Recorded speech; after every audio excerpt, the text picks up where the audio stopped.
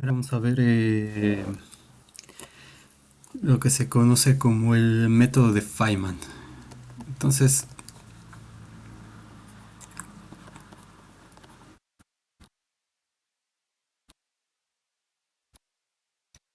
el método de Feynman para resolver integrales.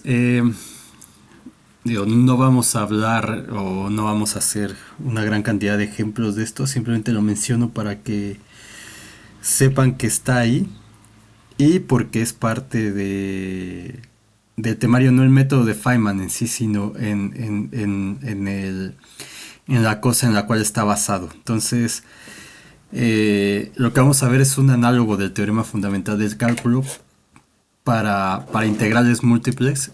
Y lo que voy a hacer es poner el teorema para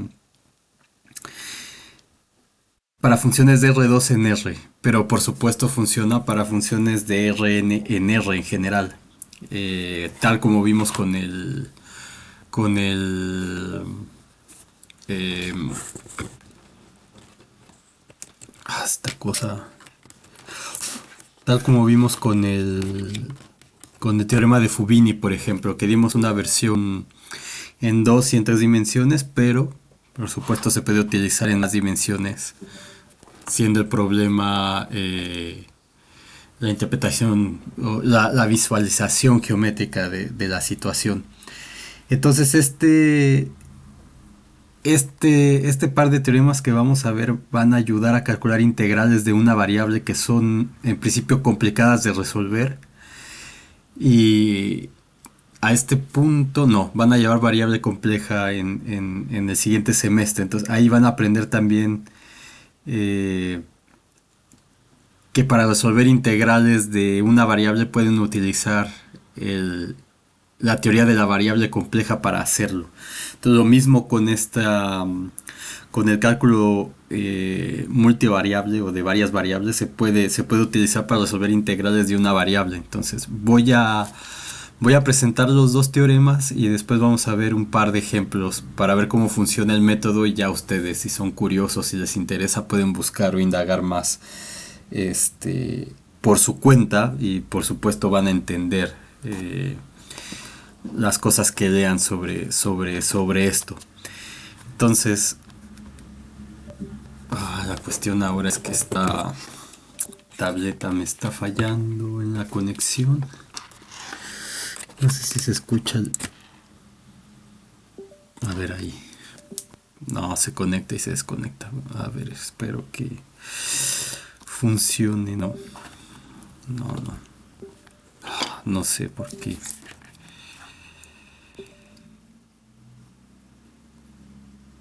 Esperemos que no se mueva. Teorema sería el primero de esta sección. Vamos a decir que si tenemos una función g definida en un subconjunto de R2 en R, donde U es un rectángulo cerrado dos dimensional, es decir, es el conjunto de puntos en R2 tales que, y de hecho si quieren lo podemos poner así, tales que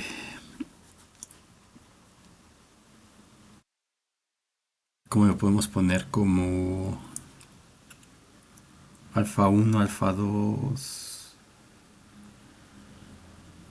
A1, vamos a ponerlo así. X1 está entre A1 y B1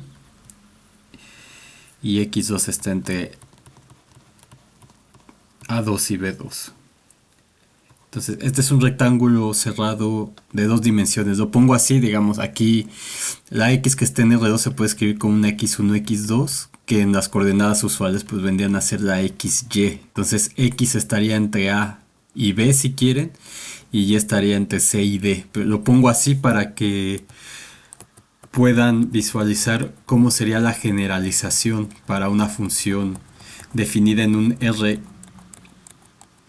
en un rectángulo n dimensional metido en Rn precisamente. Entonces para una función que va de Rn en R.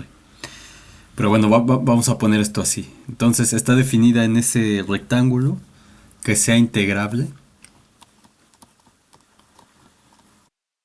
Integrable en el intervalo A1B1 para cada x2 que pertenece al intervalo A2B2. Y además si tenemos que la parcial con respecto a la segunda variable, a la parcial de la función g con respecto a la segunda variable es continua, entonces lo que vamos a tener es que vamos a poder definir una función g que va del intervalo A2B2 en los reales, tal que esa g evaluada en x2 se puede escribir como la integral de A1 a B1 de la función g evaluada en x1, x2, diferencial de x1. Les digo, este x1 lo pueden poner como x, x2 como y. Y si están en tres dimensiones, pues sería x, y, z, etcétera. Entonces, esta función tiene derivada continua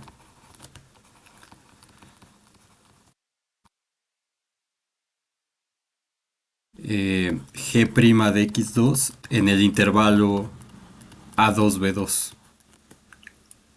Y esa derivada está dada como la integral de a1 a b1 de la parcial con respecto a la segunda variable de g de x1, x2 diferencial de x1. Entonces, lo que dice el teorema básicamente es que, o sea, voy a ponerlo aquí, que el operador diferencial puede entrar en el operador integral. O sea, si escribimos esto como en el teorema de Fubini, lo que tenemos es una integral, digamos, tenemos una integral doble de una función eh, f que depende de xy. Bueno, en este caso una función g que depende de xy, de x de y, ¿cierto? Y es integrada sobre el conjunto u, que en este caso es un rectángulo. Entonces, esta cosa que está aquí adentro, esta es mi función g de y, como en el teorema de Fubini. Y entonces yo puedo encontrar la derivada de esta función, la derivada con respecto de t de g de y. Eh, Perdón, la derivada con respecto de, en este caso sería, porque la derivada de g con respecto de y, que esta es una función que depende de y. Entonces puedo calcular su derivada con respecto de y. ¿Estamos de acuerdo? Porque cuando yo hago la integral de esto, esta integral sobre u va a venir a ser la integral sobre a1b1, a2b2. Entonces cuando yo integro esta función, es mantener la y constante. Entonces la integral va a ser una función de y que tengo que evaluar. Va a ser, me va a quedar una función de y porque al integrar esta g de x y con respecto de x me va a dar una función que depende de x y de y, pero la función en x va a estar evaluada entre los números a1 y b1. Entonces lo que me va a resultar aquí va a ser una función que depende solo de y. Luego esa función la tengo que integrar, pero justo el teorema dice que esta función de aquí la puedo derivar. Y entonces si cumple con que la derivada es continua en el intervalo A2B2, aquí, perdón, aquí sería A2B2, en el intervalo A2B2, entonces esto sería la derivada con respecto de y de quién, de esta función g de y.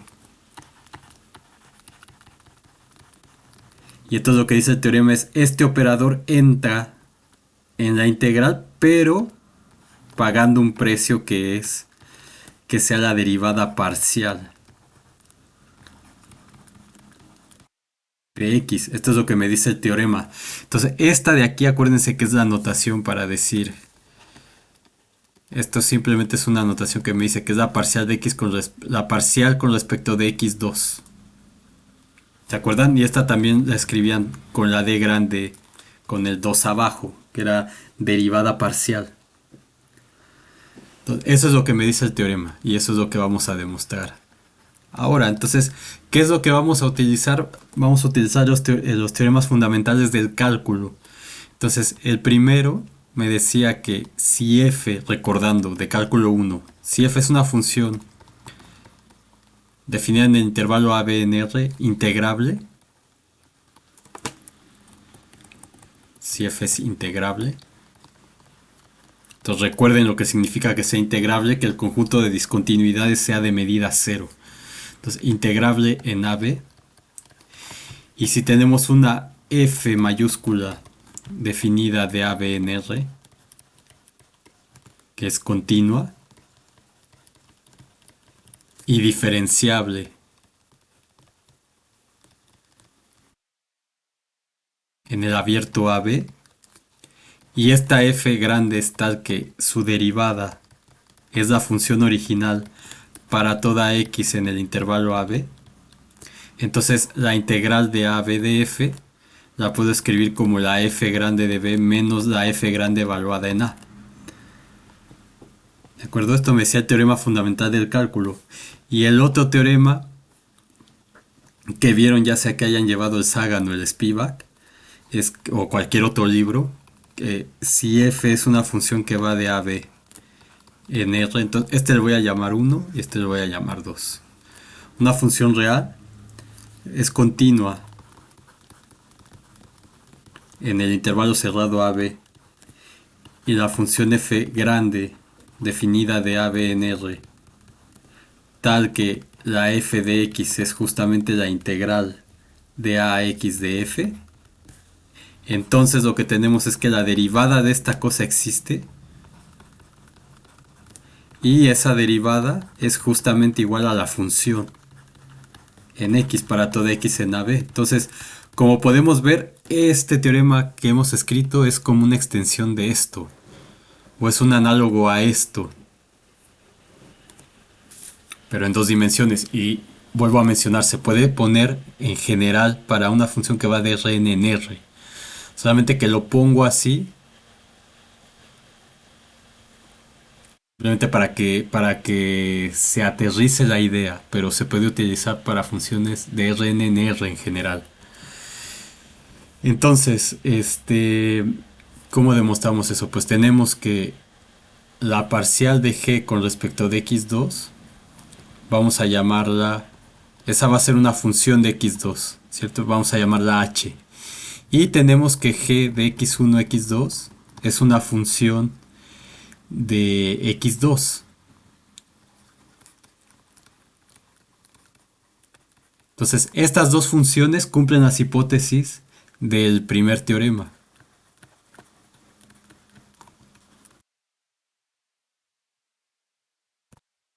Del teorema fundamental del cálculo, que le llamamos 1 de este. Entonces, la f,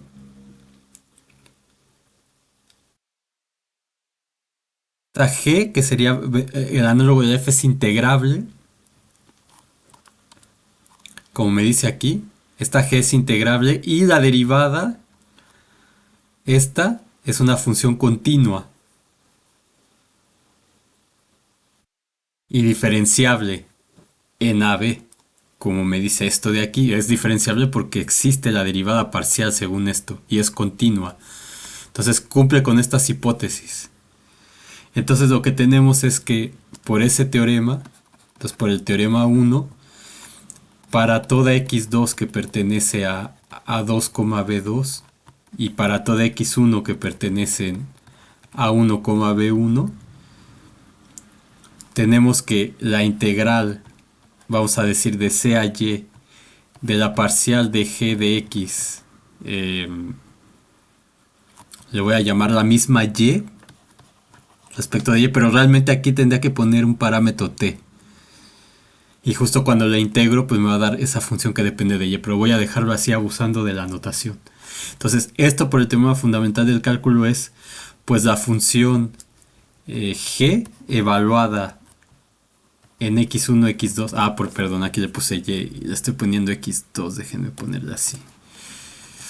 De C a x2 de la parcial 2 de G de x1, x2 con respecto de x2.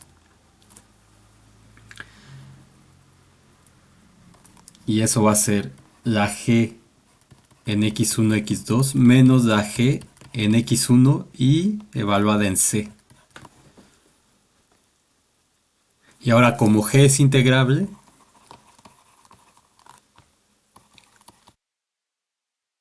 entonces lo que tenemos es que la integral de C a x2 de esta parcial 2 de G de x1, x2 de x2 es integrable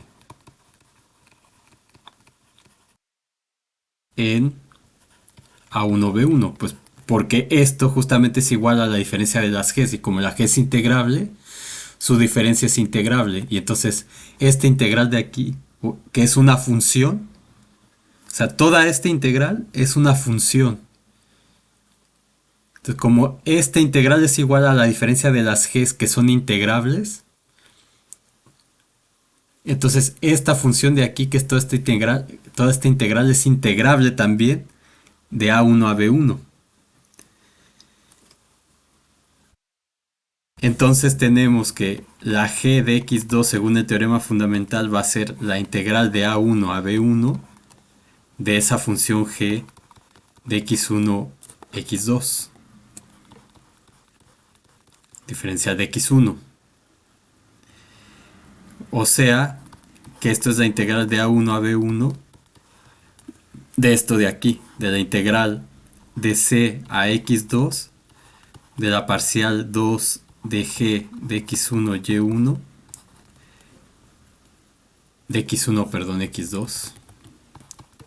Eso me pasa por tratar de estarlo poniendo como a lo que están habituados, pero se supone que debe quedar claro que este x2 si quieren le pueden llamar y al x1x, etcétera. Y eso más esta cosa de aquí, más la g de x1c, diferencial de x1, ¿cierto? Entonces toda esta cosa de aquí, ¿de dónde la estoy sacando? Simplemente la estoy sacando de acá. Entonces, esta g es esta integral más esta g de x1 en c, que es lo que simplemente es lo que estoy poniendo aquí. Entonces, la parcial es continua y esta función también lo es. Entonces, lo que tenemos es que, a ver, voy a ponerlo. Como la parcial 2 de g es continua en u, entonces, por el teorema de Fubini, y esta es integrable, la g es integrable y esta cosa es continua. Entonces, por el teorema de Fubini, lo que tenemos es que la g en x2, o bueno, voy a escribir la primera parte. Entonces, tenemos que la integral de a1 a b1 de la integral de c a x2 de la parcial 2 de g de x1, x2 de x2 de x1, eso va a ser igual a la integral. Puedo intercambiar esto porque, acuérdense, aquí lo puedo intercambiar porque esa región U es un rectángulo. Entonces no tengo ningún problema. Entonces la integral de C a x2, la integral de A1 a B1, de la parcial 2 de G de x1, x2, diferencial de x1, diferencial de x2. Entonces simplemente por Fubini estoy intercambiando el orden. Y entonces lo que tenemos es que la g de x2 se puede escribir como la integral de c a x2 de la integral de a1 b1 de la parcial 2 de g de x1 x2 de x1 de x2 más la integral de a1 a b1 de, que es lo que tengo. O sea, simplemente estoy cambiando el orden de integración aquí. y le estoy sumando la integral de a1 a b1 de esta g que está aquí. Entonces sería la integral de g de x1c de x1. Entonces esto es porque estamos en un rectángulo. Entonces podemos intercambiar el orden de integración porque esta función de aquí cumple las condiciones del teorema de Fubini. ¿De acuerdo? Entonces invierto aquí y utilizo las propiedades de la integral, que es abre sumas, porque es una transformación lineal, y me queda esto. Entonces,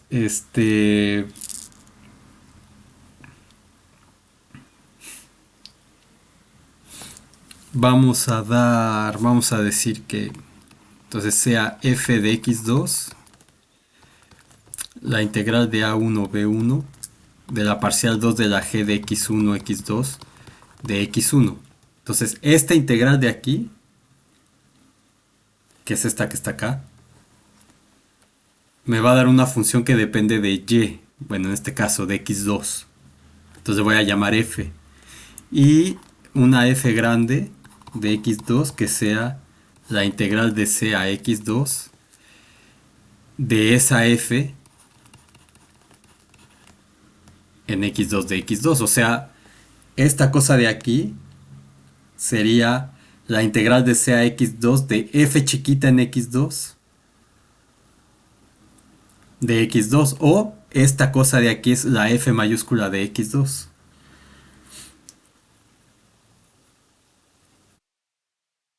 Entonces esta cosa de aquí es continua en u. Entonces eso implica, a ver, voy a poner como esta parcial es continua en u. Eso implica que la f que estoy definiendo aquí es continua en u. Y entonces eso quiere decir, o eso implica que la f mayúscula existe y es igual a la f por el teorema por el teorema 2 que puse acá. Bueno, su derivada es igual a la f.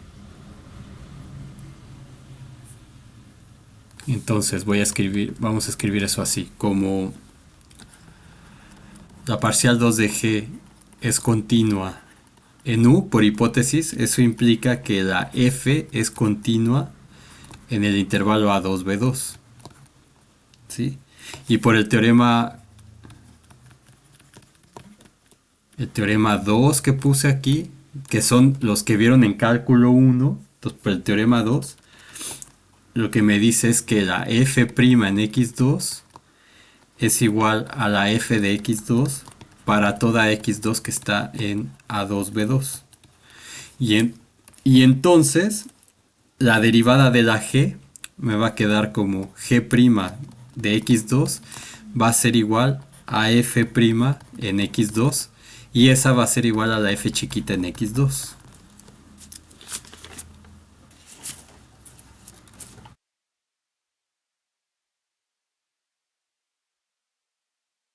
¿De acuerdo? O sea, lo que tenemos es que la g en x2 es la integral de c a x2 de la f chiquita en x2 de x2, como pusimos,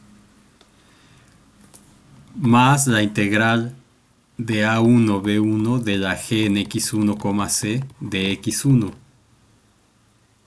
Y esto de aquí justamente es la f grande, entonces me va a quedar la f de x2 grande. O sea, simplemente estoy poniendo lo que ya mencioné acá. Entonces me queda la f de x2 grande más la integral de a1 a b1 de la g de x1, c de x1.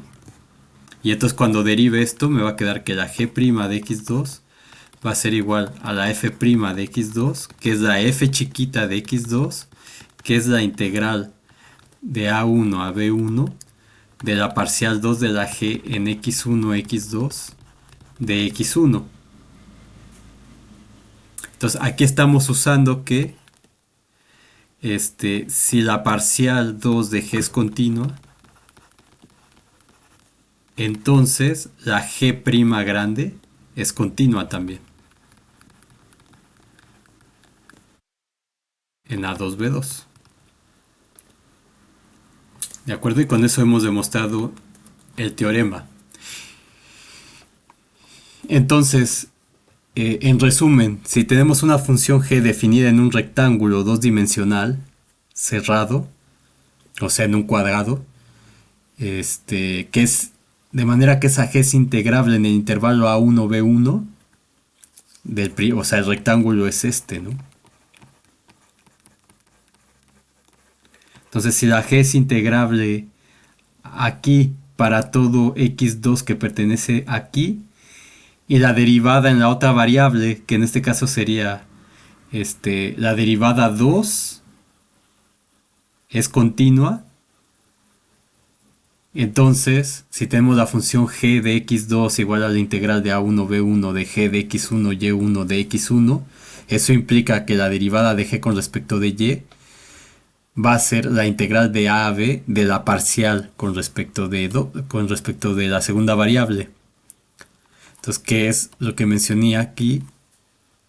Que lo que quiere decir es que este operador derivada lo puedo meter en la integral, pero va a entrar como una derivada parcial, ya no como una derivada total.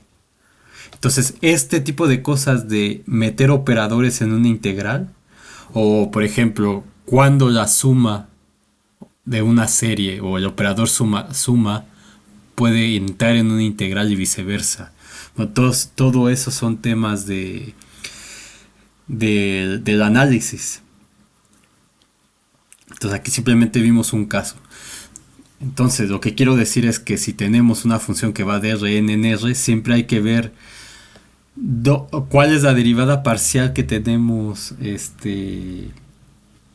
o sea, dónde es derivable la función y dónde es integrable. Entonces si es integrable en uno de los intervalos y es derivable en el otro, entonces justamente la derivada que puedo calcular es la derivada en ese pedazo del rectángulo donde la función es derivable.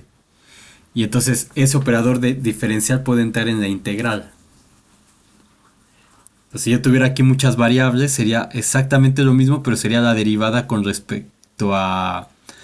O sea, aquí le pongo G' de nuevo. G' de x2 es abusar de la notación. Porque respecto de quién estoy derivando, si tengo dos variables x1 y x2, pues como estoy viendo que es una función que depende de x2, esto justo es la derivada con respecto a x2. Entonces, si tengo una función en Rn, pues tengo que ver en qué variable la función es diferenciable y entonces ahí voy a tener, por ejemplo, la derivada, por ejemplo, la derivada 3 de g en x1, x2, x3 de x1, por ejemplo. ¿Me explico? Entonces, este teorema se puede extender, pero no lo vamos a hacer. Ahora, más adelante veo algún ejemplo de cómo utilizar esto. Ahora surge la pregunta de ¿qué pasa si la integral no es sobre un rectángulo, sino en este caso de dos variables es sobre una región tipo 1 o tipo 2 de las que habíamos visto antes? ¿Se acuerdan cuando vimos los conjuntos Jordan medibles? Entonces, en ese caso va a ser exactamente lo mismo, o muy, muy parecido, no lo mismo, va a ser muy similar a esto, pero va a agregar un par de términos que precisamente van a venir de la regla de Leibniz de la diferenciación. Entonces, por eso el siguiente teorema que vamos a poner, que es realmente en el teorema en el cual está basado el método de Feynman, se conoce como la regla de Leibniz para la integral, digamos.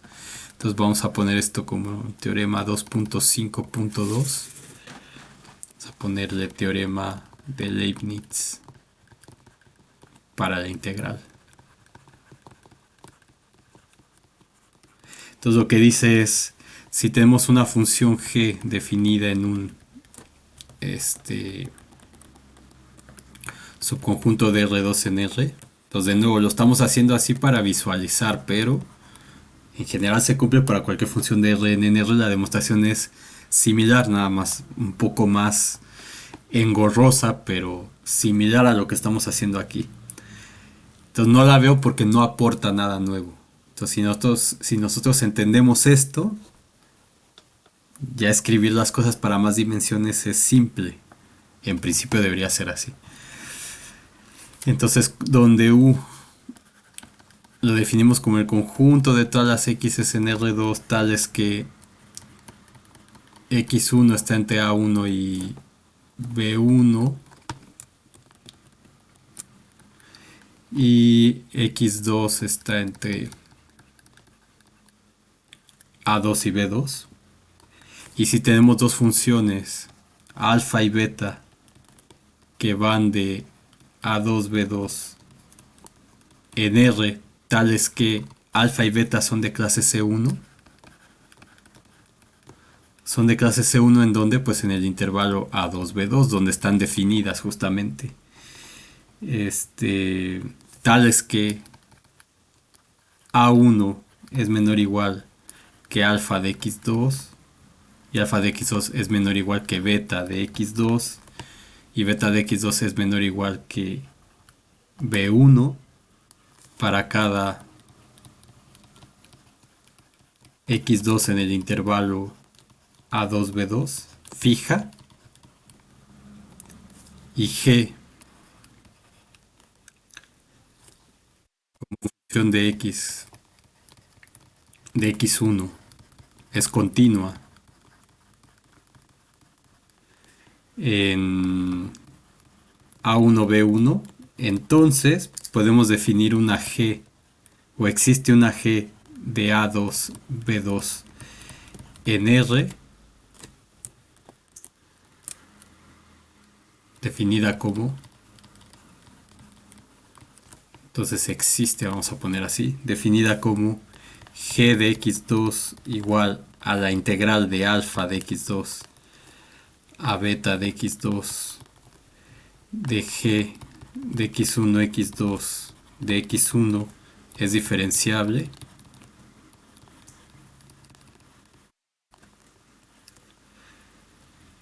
es diferenciable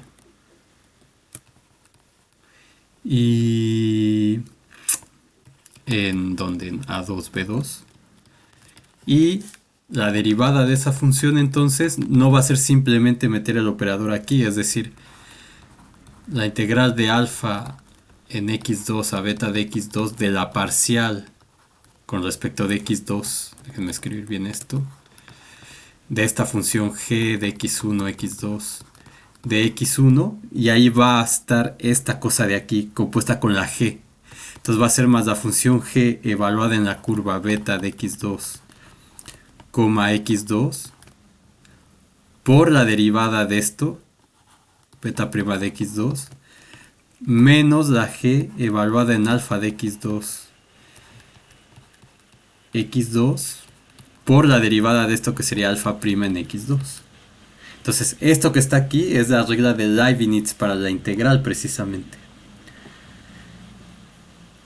Entonces, la demostración de esto de nueva cuenta va a ser utilizando el teorema fundamental del cálculo y el teorema 2.5.1. Entonces, vamos a demostrar esto. Entonces, para eso vamos a definir la siguiente función. Definimos la función, una función h que vaya de A1, B1 cruz U en R, tal que la h tenga tres variables, como podemos ver aquí. Entonces, una variable aquí y dos variables en U, que es un subconjunto de R2. Entonces, a esas variables vamos a llamarles U y B y X2. Eso va a ser la integral de U a B de G de X1, X2 de X1. Entonces, donde el U va a pertenecer al intervalo A1, B1 y B y X2 van a pertenecer al conjunto U. Entonces, ¿por qué escribimos esto de esta forma? Porque podemos escribir la H como la G, perdón, como una composición, la G que está aquí. Esta la podemos escribir como una composición. Entonces tenemos que la G en X2 la podemos escribir como la H compuesta con el vector alfa de X2, beta de X2 x2. Entonces, esto es una curva, ¿cierto? Es una función que va de R en R3. Y esta h es una función que va de R3 en R.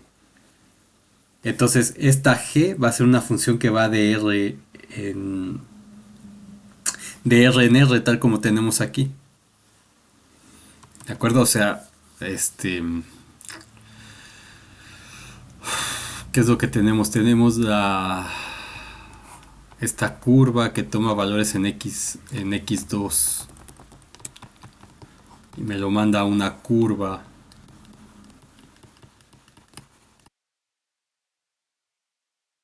en R3. Entonces una curva, no sé, le llamé alfa aquí, una curva sigma. Y luego esta curva bajo la composición H la vamos a llevar a un número real. Entonces justamente esta G, que es una función de R en R, ¿se fijan? G está definida de A2B2, es donde se toma el valor, la variable x2. Entonces esta G es la composición de esta curva sigma con H. Y me da esa función de R en R que tengo aquí. Entonces, si compongo eso, justamente me va a dar lo que quiero. Entonces, lo que tengo es esa H compuesta con esto. Entonces va a ser la integral. Donde vea U voy a poner esto. Donde vea B voy a poner esto.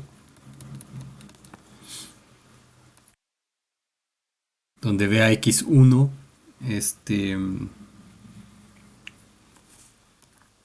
lo voy a dejar así, justamente, de x1. ¿De acuerdo? Entonces, esta G la puedo escribir como esa composición y con eso vamos a tener todo el terreno ganado porque ya sabemos calcular las derivadas de esto. Entonces, esta función compuesta es una función que es diferenciable porque tanto esta curva como esta h definida así, ya que por las condiciones que tiene la h va a ser diferenciable también. Entonces, ¿qué es lo que voy a tener? Que la derivada de g con respecto de x2 va a ser la derivada con respecto de x2 de esa composición h con alfa, beta y x2. Entonces, ¿cuál es la derivada de esta h? Pues esta h es una función que va de R3 en R. Entonces, la h' va a ser una matriz de 1 por 3, según lo que aprendimos en cálculo 3.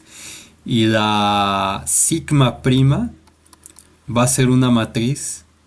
Esta sigma es una función que va de R en R3, entonces va a ser una matriz de 3 por 1 la derivada. O sea, un renglón, 3 columnas, 3 renglones, una columna. Entonces la derivada de esto va a ser la derivada de h evaluada en alfa, beta y x2 por la derivada de esto. Entonces justamente la derivada de esta h es una matriz de 1 por 3. Entonces es la derivada de h con respecto de u, la derivada de h con respecto de b y la derivada de h con respecto de x2. La parcial. Y eso por una matriz que es la derivada de esto, que es una matriz 3 por 1. Entonces es alfa prima en x2, beta prima en x2 y la derivada de x2 con respecto de x2 que es 1. Y entonces esto me queda como haciendo el producto interior de esto con esto, me queda la parcial de h con respecto de u por alfa prima en x2 más la parcial de h con respecto de b por beta prima en x2 más la parcial de h con respecto de 2 por 1. ¿Sí? Y del teorema anterior que tenemos, que entonces del teorema Esto por un lado. Y del teorema 2.5.1 que tenemos que la parcial de h con respecto de 2, que sería la parcial de h con respecto a x2, pues es la parcial con respecto de x2 de h en alfa de y, beta de y. Bueno, x2 le estamos poniendo,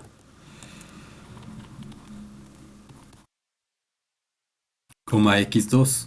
Pero esa h es la integral, entonces me queda la parcial con respecto de x2 de la integral de alfa de x2 a beta de x2 de la g x1 x2 de x1. Entonces por el teorema anterior esta derivada entra, esa parcial entra y me queda la integral de alfa a beta de la parcial 2 de g de x1 x2 de x1. ¿De acuerdo? Entonces eso sería este término de aquí, que es el primero que aparece. Ahora hay que calcular quiénes son esta parcial con respecto de b y esta parcial con respecto de u. Entonces, la parcial con respecto de u de h va a ser la parcial con respecto de u de la integral de u a b de g de x1 x2 de x1. Y esto, entonces, si lo volteamos va a ser, bueno, este...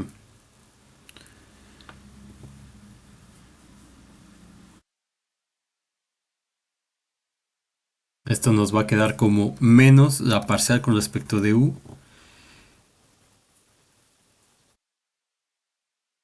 Eh, Volteamos los límites de integración. La integral de b a u de g de x1 x2 de x1. Y entonces del teorema fundamental del cálculo, aplicado aquí ya no lo voy a poner porque ya lo vimos, esto me queda como menos la g evaluada en alfa de x2, x2. Entonces, esto viene del teorema fundamental del cálculo. Y análogamente tenemos que la parcial de h con respecto de b va a ser la integral de u a b de g de x1 x2 de x1 por el teorema fundamental del cálculo, pues va a ser igual a la g evaluada en beta de x2, x2. Y entonces, ¿qué es lo que tenemos sustituyendo aquí? Tenemos que la parcial 2 de g, que sería la g' en x2, pues va a ser la integral de alfa, la integral desde alfa en x2 hasta beta en x2 de la g de x1 x2 de x1. Ah, bueno, y eso va a ser la parcial 2, perdón. La parcial 2 de eso más este término de aquí por, entonces la parcial de h aquí por beta prima en x2 más esto, pero esto es menos la g en alfa de x2 x2, que es parcial de h con respecto de u por alfa prima en x2. ¿De acuerdo? Y eso nos demuestra el teorema conocido como la regla de Leibniz. Entonces, en esta cosa es donde Feynman brillantemente se dio cuenta y lo utilizó para calcular integrales. Entonces vamos a ver cómo hacer eso. Entonces vamos a ver unos 3 ejemplos. Ejemplos de cómo usar esto. Ustedes tienen algunos de tarea. Entonces, una integral complicada de cálculo de una variable.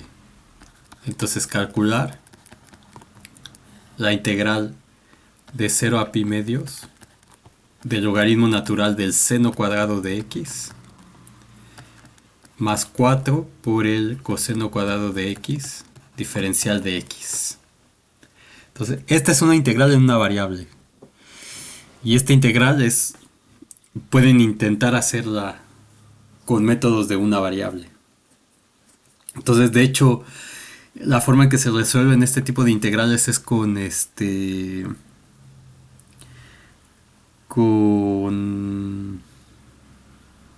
bueno, de hecho esta específicamente esa no, pero funciones racionales que tienen seno y coseno se resuelven con la transformada de Laplace, que vieron en ecuaciones diferenciales o que o que están viendo ahora, no me acuerdo en qué semestre la llevan, o con residuos utilizando variable compleja.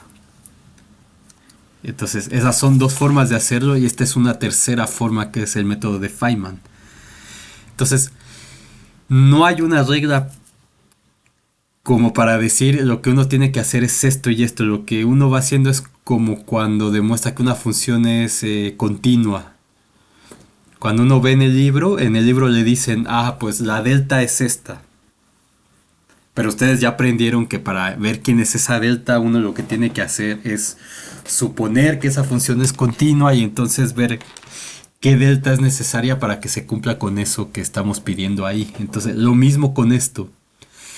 La idea es hacer de esta integral una integral que dependa de un parámetro para que sea esa g que teníamos ahí, esa g de x2 que voy a llamar g de y. Entonces, por ejemplo, aquí vamos a tomar que el parámetro sea este 4. Entonces, en general vamos a tomar sea g de y, la integral de 0 a pi medios del logaritmo natural del seno cuadrado de x más y por el coseno cuadrado de x de x. Entonces, con esto, esta integral, esta g es una función que depende de y. Entonces, por ejemplo, si g vale 1, aquí podemos ver que si g vale 1, entonces esto me daría la integral de 0 a pi medios de logaritmo natural de seno cuadrado de x más coseno cuadrado de x, que sería la integral del logaritmo natural de 1, que sería la integral de 0, que sería 0.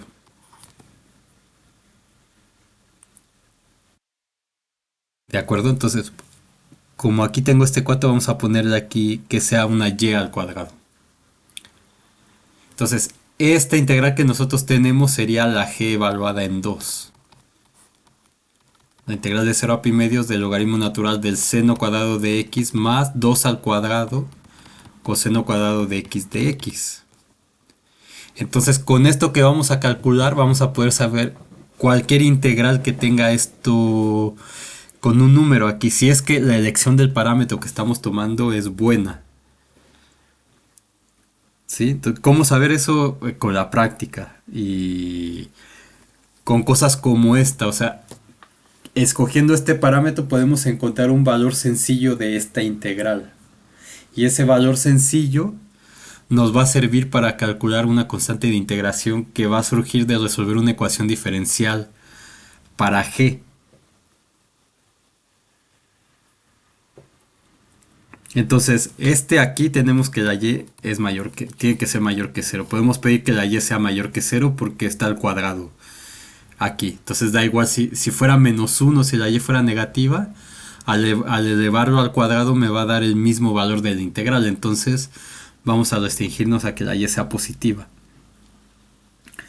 Entonces lo que vamos a encontrar, repito, es una ecuación diferencial para g.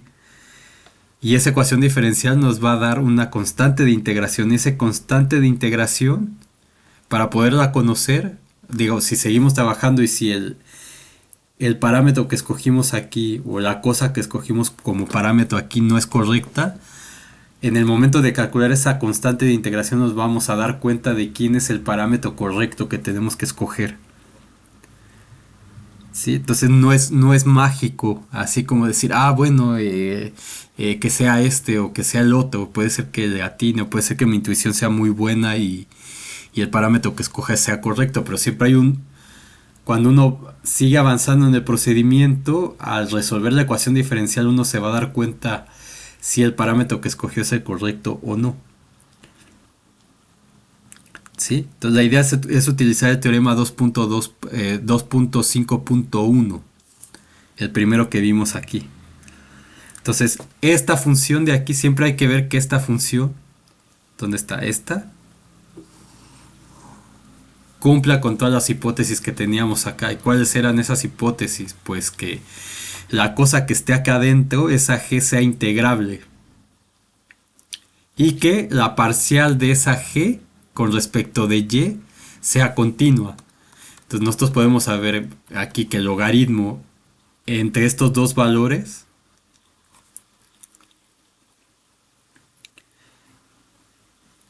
este por ejemplo en cero me quedaría aquí coseno de cero 1, me quedaría 4, logaritmo natural de 4, y acá en pi medios me quedaría logaritmo natural de 1 0, entonces sería como una integral impropia. Pero no hay problema, podemos calcular. No hemos visto que es de integral impropia en varias variables, pero aquí estamos tratando con una integral en una variable.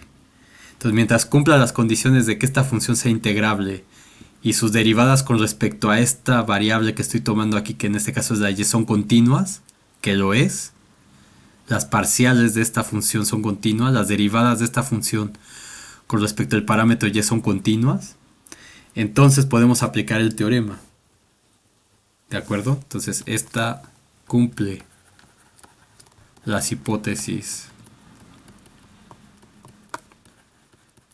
del teorema 2.5.1. Y entonces, ¿qué tenemos que podemos derivar? Entonces g' de y va a ser igual a la integral de 0 a pi medios de la parcial con respecto de y de toda esta función logaritmo del seno cuadrado de x más y cuadrada coseno cuadrado de x de x. Entonces hago la derivada de esto, la derivada parcial. Entonces me va a quedar la integral de 0 a pi medios. Si no cumple con estas hipótesis, yo no puedo meter el operador diferencial acá. Para poderlo meter, la función que está aquí adentro tiene que cumplir esas hipótesis. Si no las cumple, no puedo aplicar el teorema y entonces no puedo derivar porque este operador va a estar afuera de la integral. Lo que quiero que vean aquí es que no es trivial meter el operador diferencial en una integral, no es trivial. Pero bueno, aquí se puede. Entonces calculo la derivada del logaritmo, que es 1 entre esto que tengo aquí, por la derivada de esto con respecto de y. Entonces me va a quedar 2y, y este coseno es constante para efectos de la diferencia respecto de y, de x. Entonces con esto me estoy quitando el problema de tener el logaritmo, ¿ven? Entonces esta y para efectos de esta integral es una constante, entonces esto lo puedo escribir como 2y por la integral de 0 a pi medios del coseno cuadrado de x sobre el seno cuadrado de x más y cuadrada coseno cuadrado de x de x. Entonces la idea aquí va a ser que nos salga alguna otra integral, que de hecho es la que tienen que hacer en la tarea para poder usar aquí, que es la integral justamente de 1 entre esto. Entonces para eso yo me tengo que deshacer de esto que está aquí arriba de alguna forma. Entonces por un lado, o sea, yo tengo el coseno cuadrado aquí. Entonces si yo multiplico esto por la y cuadrada, entonces yo tendría por un lado que y cuadrada por g' de y sería 2y cúbica, que sería 2y, y meto la y cuadrada por la integral de 0 a pi medios. Puede entrar porque es una constante para esta integral. Y cuadrada coseno cuadrado de x entre seno cuadrado de x más y cuadrado coseno cuadrado de x de x. ¿De acuerdo? Ahora para que me aparezca el seno, entonces por otro lado yo tengo que y' de g' de y es 2y por la integral de 0 a pi medios del coseno cuadrado de x sobre seno cuadrado de x más y cuadrado coseno cuadrado de x de x. Pero este de aquí, coseno cuadrado más seno cuadrado, es igual a uno. Entonces este coseno es uno menos el seno. Entonces me queda 2y por la integral de 0 a pi medios de uno menos el seno cuadrado de x sobre el seno cuadrado de x más y cuadrado coseno cuadrado de x de x. ¿Ven? Entonces ahora si yo multiplico esta por menos, ¿qué es lo que me queda? Me queda que menos g' de y va a ser igual a menos 2y por la integral de 0 a pi medios. Entonces déjenme quitarle el menos ahí. Me va a quedar 2y por la integral de 0 a pi medios del seno cuadrado de x. Bueno, déjenme lo pongo en una página nueva. Entonces recuerden que la idea es que me aparezca esto aquí arriba. Entonces necesito que me aparezca el seno cuadrado. Entonces lo que tengo es que y' de y, g' de y va a ser igual a menos g' de y va a ser igual a 2y seno cuadrado de x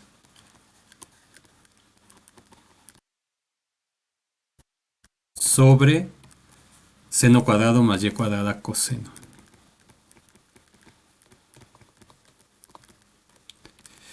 Menos 2y por la integral de 0 a pi medios de 1 entre seno cuadrado más y cuadrada. Seno cuadrado de x. De x. ¿Sí? Entonces si sumo las dos, entonces sumando, sería 2 con 1.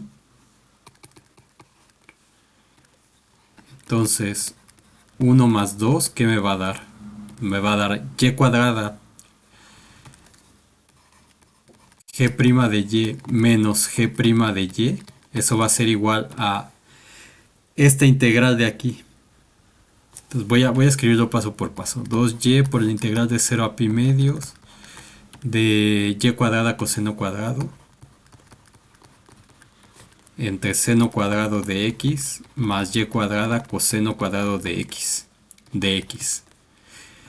menos gy, que es 2y, entonces sería más 2y por la integral de 0 a pi medios del seno cuadrado de x sobre seno cuadrado de x más y cuadrado coseno cuadrado de x menos 2y por la integral de 0 a pi medios de dx sobre seno cuadrado de x más y cuadrado coseno cuadrado de x. Entonces estas dos los puedo sumar porque tienen el mismo denominador y esta y la puedo meter aquí, por las propiedades de la integral la puedo poner en una sola y entonces esto me queda como 2y por la integral de 0 a pi medios del seno cuadrado de x más y cuadrada coseno cuadrado de x sobre seno cuadrado de x más y cuadrada coseno cuadrado de x menos esta integral de aquí.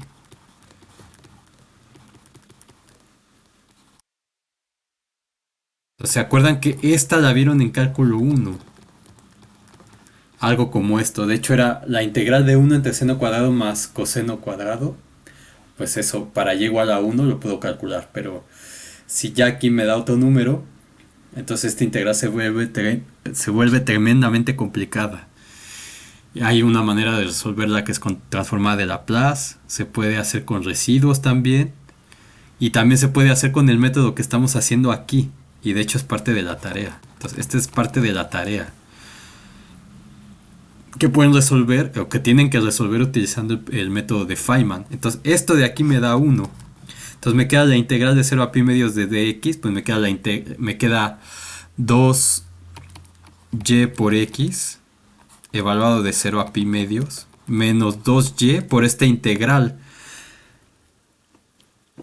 Pero el valor de esta integral es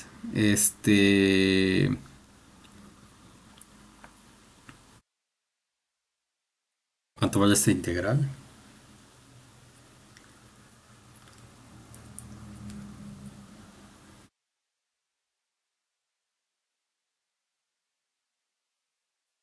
Por esta integral j de y, vamos a decir. Y esto me queda pi medios, me queda pi por y menos 2y por j de y. Entonces, este j de y pueden demostrar que es... En la tarea demuestran que este j de y es... ¿Cuánto me tiene que quedar aquí?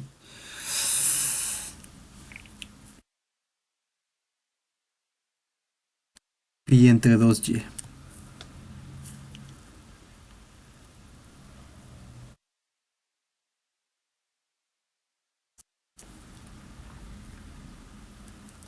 Pi entre 2y. Y eso lo tienen que hacer en la tarea usando el método de Feynman también. Entonces van a ver que es más simple utilizando el método de Feynman resolver esto que hacer con transformar de Laplace o con los residuos. Bueno, de hecho con los residuos es sencillo también. Claro, siempre y cuando sepan a qué se refiere eso, ¿no? Entonces esto me queda igual a pi por y menos pi. O sea, pi por y menos 1. Y entonces lo que estoy obteniendo es una ecuación. Bueno, aquí me dejé en azul. Estoy quedando una ecuación. Estoy obteniendo una ecuación diferencial que es y cuadrada menos 1 por g' igual a pi por y menos 1.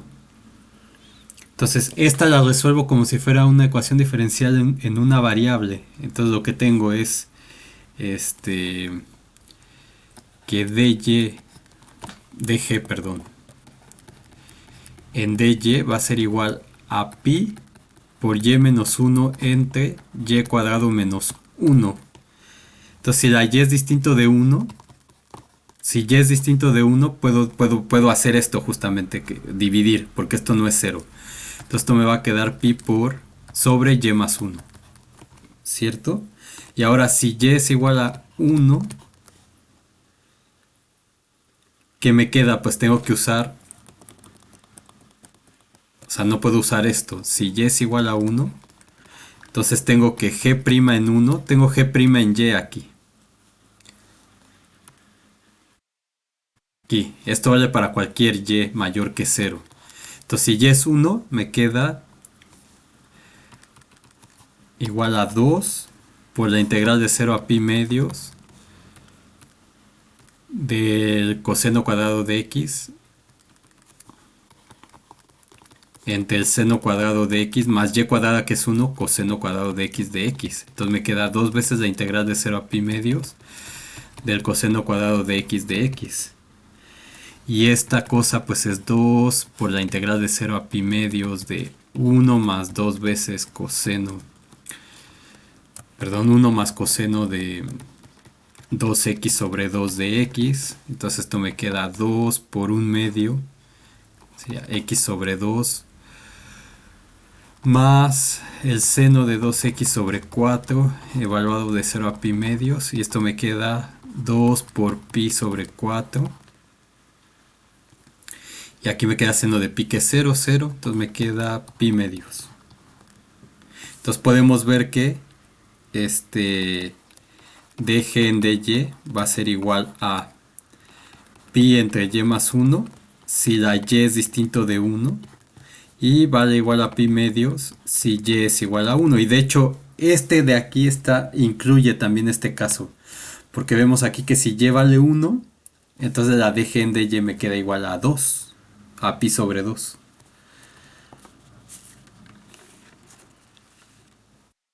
¿De acuerdo? Entonces ambas son consistentes.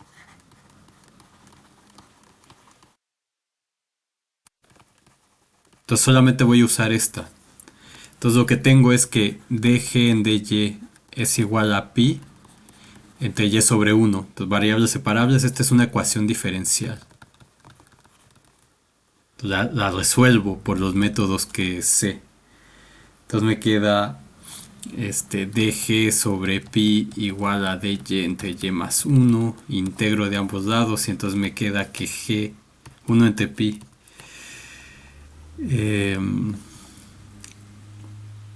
por g va a ser igual a la integral de, vamos a ponerle de uno a y. O sea, a ver, lo que quiero decir es que cuando resuelvo esta ecuación diferencial,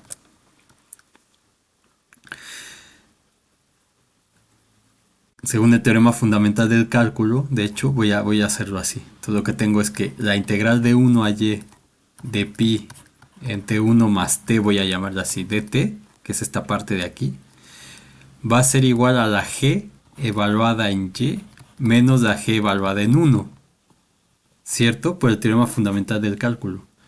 Entonces de aquí lo que tengo es que la g en y va a ser igual a la integral de uno a y de pi de t entre uno más t más g en uno. Entonces, ¿cuánto valía g en uno? Esa valía cero.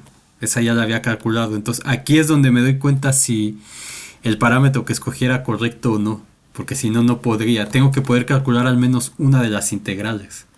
Entonces, esta g en uno me da cero. Y entonces, esta de aquí,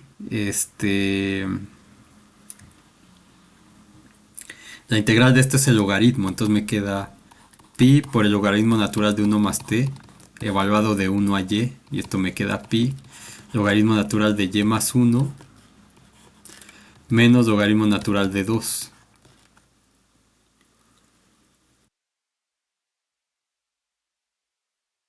¿Cierto? Entonces esto me queda igual a pi por el logaritmo natural de uno más y sobre 2 para la y mayor que cero.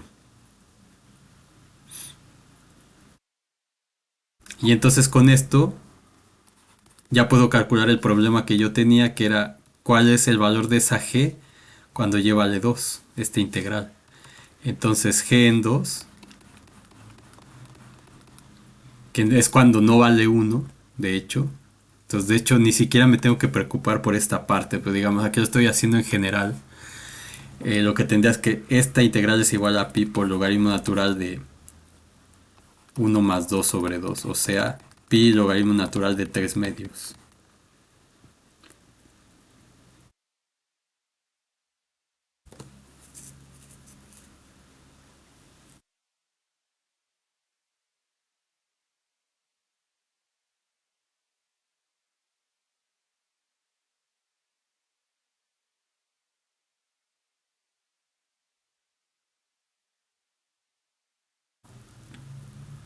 Sí, 2 más uno 3. Entonces, por lo tanto, la integral de 0 a pi medios de logaritmo natural de seno cuadrado más 4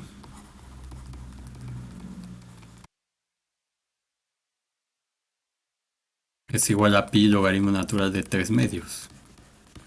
Y de hecho, en general, pues ya calculamos esto, o sea, de aquí ya tenemos que en general la integral de 0 a pi medios del logaritmo natural del seno cuadrado de x más y cuadrada coseno cuadrado de x, pues eso es pi por el logaritmo natural de 1 más y sobre 2.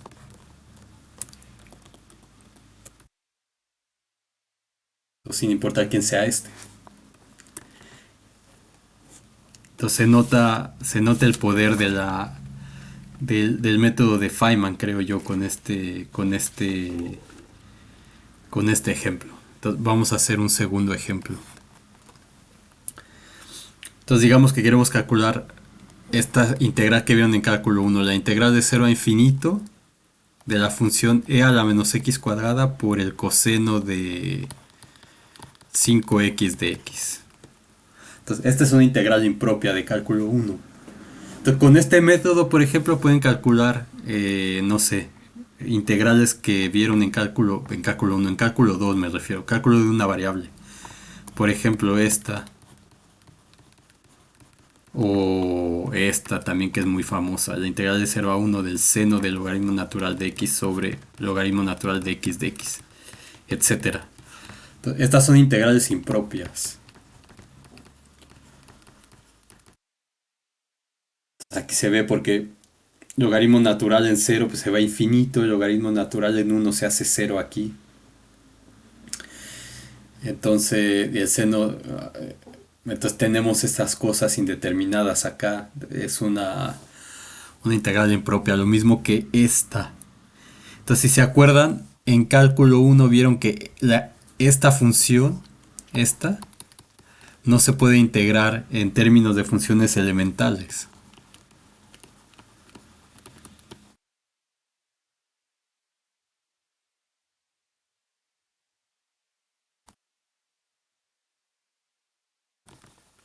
Y vieron que era esa función error. Entonces, vamos a resolverlo con el método de Feynman. Vamos a tomar como variable aquí al número, a ver si, como en el caso anterior, a ver si funciona. Entonces, bueno, va a funcionar porque ya lo hice, pero me refiero que uno empieza así como probando y lo más sencillo de probar es con los números. Entonces vamos a ponerle yx de x. ¿Sí? Entonces nuestra integral va a ser, en nuestro caso queremos calcular f en 5. Esa va a ser nuestra integral, que es esta, f en 5. Pero lo vamos a hacer en general. Entonces esta función de aquí adentro cumple con todas las condiciones del teorema. Entonces lo que vamos a hacer es, ya olvidándome de la g, acá puse la g grande y todo eso para que vean que ese, lo que está usando Feynman es eso, es la regla de Leibniz de varias variables. Pero de una manera inteligente para resolver una integral. Entonces, ya que definí mi función, ahora lo que hago es derivarla. Como esto que está aquí adentro es integrable y tiene derivada continua con respecto de y, entonces f' de y me dice que puedo meter el operador diferencial adentro. O sea, en principio me queda así de todo esto, pero como esta función cumple con las hipótesis del teorema, ese operador lo puedo meter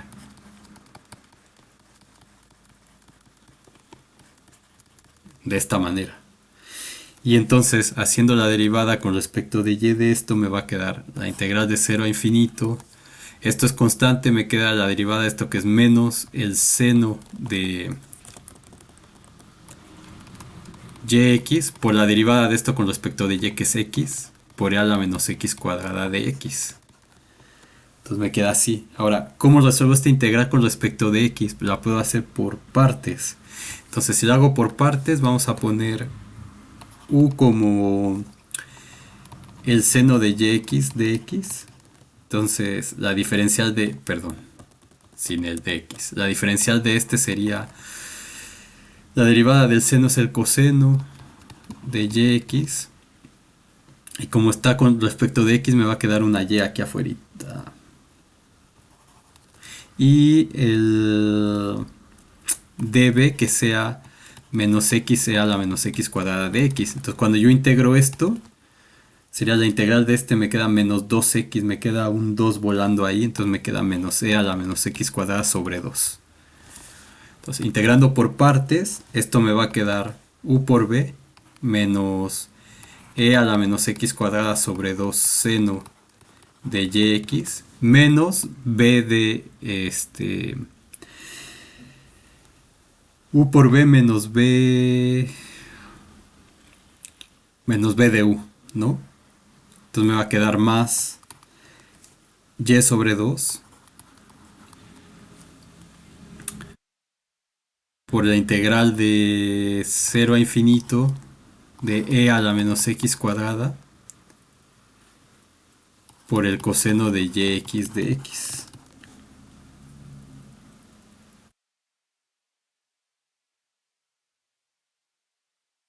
¿Cierto? Entonces se fijan, aquí me vuelve a dar la integral de acá. A menos... Y este que está aquí es el db menos... Ah, sí, aquí porque le puse menos. La integral de este ya tiene el menos ahí, entonces sería más. Y aquí me queda menos, perdón, un error. Lo bueno que lo vi a tiempo. Entonces, esta es la integral otra vez, o sea, me queda... Y esto sería de 0 a infinito. Entonces, por todo lo que vieron en cálculo 1, esta cosa se va a cero cuando tiene infinito y el producto por una acotada. El producto de una función acotada por otra que se va a cero, pues es cero. Y acá una función acotada por esta que se va a... Quedaría un medio y esta se va... Entonces esta se va a cero también. Entonces esto se va. Y me queda nada más menos y sobre 2 y esta cosa que es de nuevo la f en y. Entonces, ¿qué es lo que estamos obteniendo? Que f' en y es igual a menos y sobre 2 por f en y. ¿De acuerdo? Entonces ya no lo estoy haciendo como acá porque acá quería que vieran la relación con el teorema. Pero ya como uno hace las cosas usando Feynman, es así.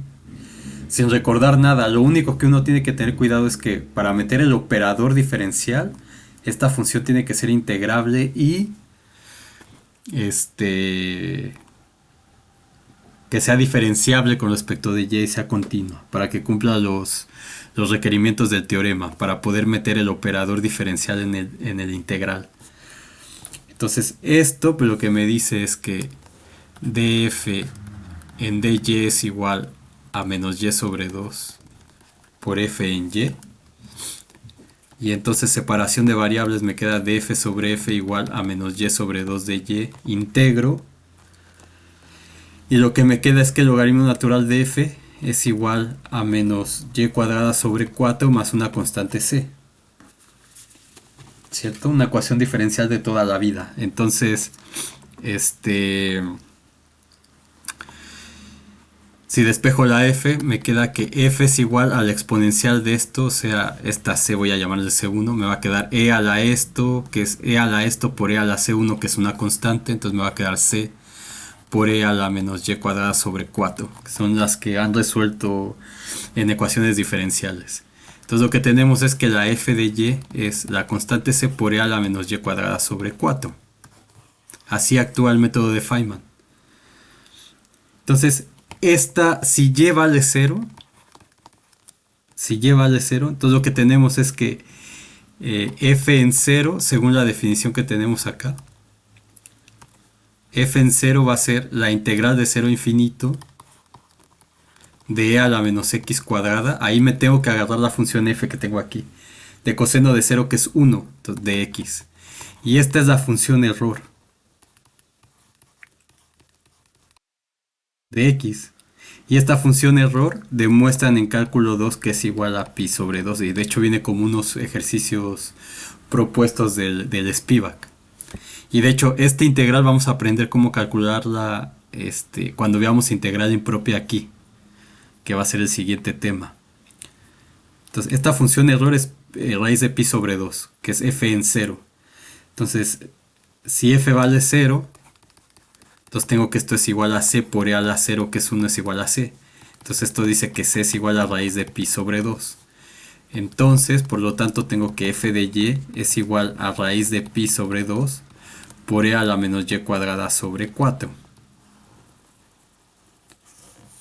¿De acuerdo? Y con eso ya sé que mi problema me dice calcula f en 5. Entonces simplemente pongo f en 5, que es la integral de 0 a infinito de e a la menos x cuadrada por el coseno de yx.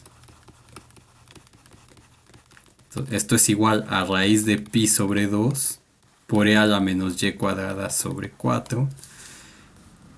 Pero aquí ya estoy tomándola en 5, perdón, aquí se me fue. Entonces me queda 5x, me queda 5 por 5, 25 sobre 4. Y ese es el resultado de esa integral, pero puedo calcularla ahora para cuando vale 2, cuando vale 3, cuando vale 4, etc. Y el resultado es consistente también con lo que yo conozco de la f evaluada en 0. Entonces f en 0 sería la integral esta y efectivamente es raíz de pi sobre 2. No podía ser de otra forma.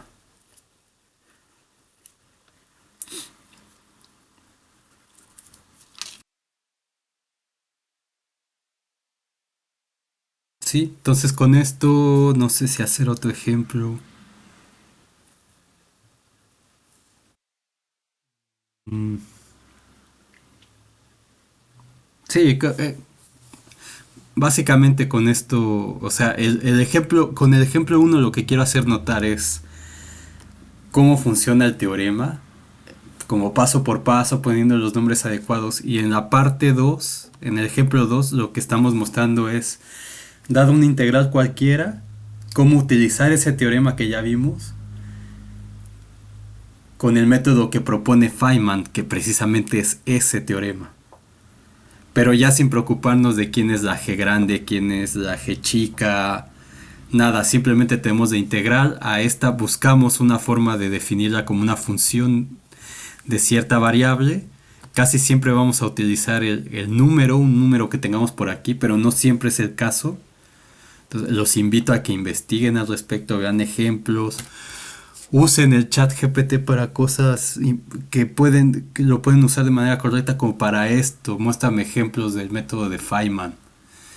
Y entonces ustedes aprenden más en vez de simplemente estar copiando algo que no entienden. Entonces, este segundo ejemplo muestra cómo hay que hacerlo.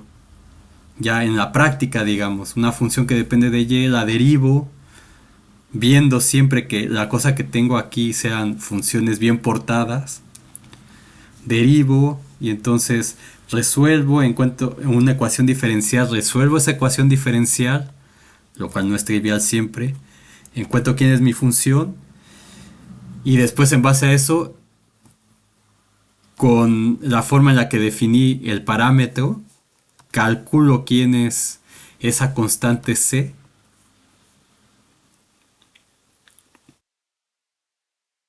que aquí sería para f en 0. Eso me daría la c como la f en 0, y por eso calculo esto de aquí en términos de algo que ya conozco o algo que ya puedo encontrar fácilmente. Y entonces una integral tremendamente complicada como esta la puedo resolver de manera muy simple utilizando el método de Feynman. Entonces esta la van a método, de hecho hay una integral de Feynman también, que es la integral de caminos, que es algo así como lo que se usa en cálculo de variaciones. Entonces ya no voy a alargar más esto. La siguiente vez vamos a continuar con la integral impropia. Entonces yo creo que tardaremos un par de clases ahí. Vamos a ver cómo calcular esta integral utilizando ese formalismo que vamos a ver. Y una vez terminado eso, ya vamos a empezar con la segunda parte del curso, que es otra forma de definir la integral, que nos va a llevar a el teorema de Stokes, que es uno de los teoremas más importantes de cálculo. De hecho, es el teorema de cálculo. Todo lo que han aprendido en cálculo, desde cálculo 1 hasta ahora, hasta el final, va a tener su recompensa en ese teorema, que después van a ver que se puede extender a otros objetos conocidos como variedades, etcétera, etcétera, etcétera. Entonces, para ahí vamos.